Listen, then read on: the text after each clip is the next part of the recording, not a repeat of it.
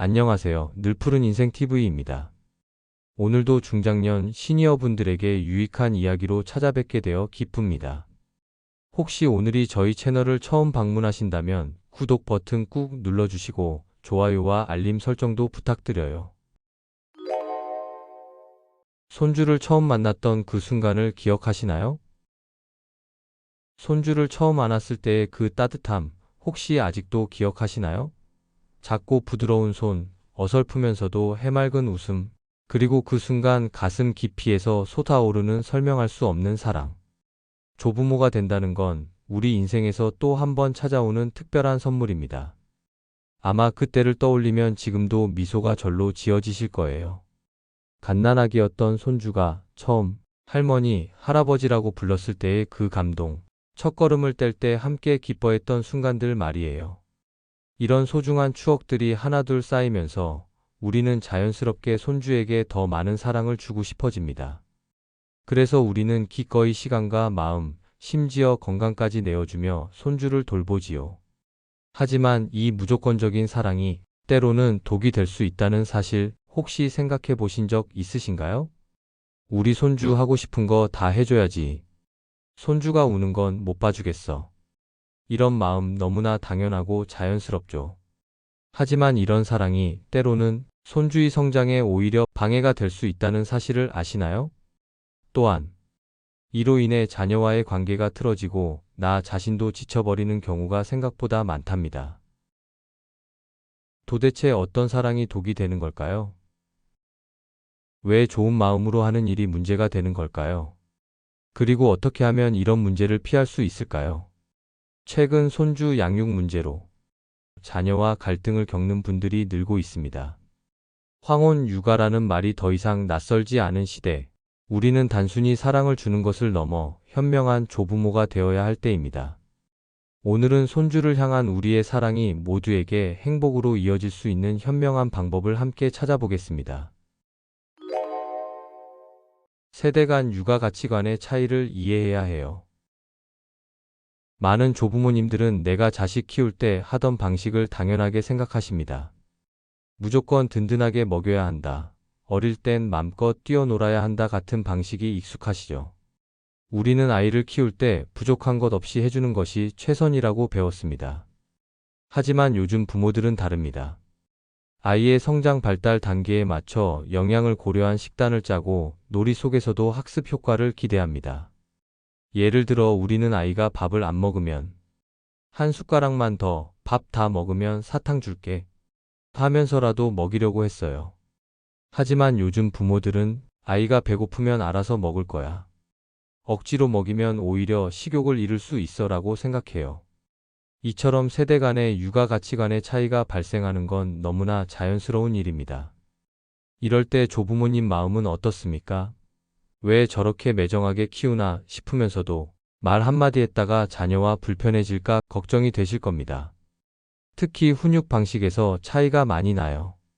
어릴 적 우리가 부모님께 혼날 때를 떠올려 보세요. 말 안 들으면 호랑이가 물어간다거나 엉덩이를 찰싹 맞기도 했습니다. 하지만 요즘 부모들은 그런 방식을 거의 쓰지 않습니다. 아이의 감정을 존중하고 왜 그러면 안 되는지 차근차근 설명해주는 긍정 훈육을 선호합니다. 아이가 떼를 쓸 때 조부모님은 우리 애가 또 왜 그래 할머니한테 오렴 하며 달래지만 부모는 내 마음은 이해하지만 이건 안 되는 일이야 라며 단호하게 말합니다. 이럴 때 조부모님께서 끼어들면 부모의 권위가 무너지고 아이는 혼란스러워합니다. 기억해야 할 중요한 점은 육아의 주체는 부모이고 조부모는 지원군이지 지휘관이 아니라는 사실입니다. 부모의 양육 철학을 존중하는 것이 손주를 위한 가장 현명한 선택입니다. 손주에게 독이 되는 사랑은 이런 거예요. 그렇다면 손주에게 독이 되는 사랑은 어떤 걸까요? 가장 흔한 예가 무조건적인 허용입니다. 손주가 떼를 쓰면 우리 손주 하고 싶은 거 다 해 라며 뭐든지 허락해 주는 거죠. 생각해 보세요. 손주가 할머니 초콜릿 더 먹고 싶어요 라고 하면 어떻게 하시나요? 우리 손주가 먹고 싶다는데 뭘 하면서 주게 되죠. 부모가 하루에 하나만이라고 정해놨다는 걸 알면서도요. 하지만 이렇게 되면 아이는 규칙과 한계를 배우지 못하고 부모와 조부모 사이에서 헷갈려하며 혼란을 느끼게 됩니다. 많은 가정에서 조부모님은 좋은 사람, 부모님은 나쁜 사람 역할을 맡게 되는 경우가 있습니다.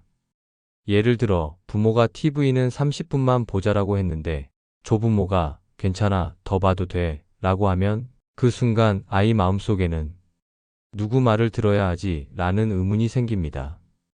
이런 일들이 반복되면 아이는 점점 부모보다 조부모를 더 좋아하게 되고 할머니가 더 좋아, 엄마는 맨날 안 된다고만 해 라고 말하게 되죠. 이 작은 균열이 쌓이면 아이는 부모의 권위를 무시하고 조부모님에게만 매달리게 됩니다. 이런 상황이 반복되면 부모와 조부모 사이에 보이지 않는 벽이 생기고 결국 아이는 올바른 가치관을 형성하는 데 어려움을 겪습니다. 현명한 조부모는 손주에게 규칙과 경계를 가르치는 역할을 합니다. 할머니 집에서는 이렇게 하는 거야 라고 명확하게 선을 긋고 부모의 훈육에 힘을 실어주는 태도가 중요합니다.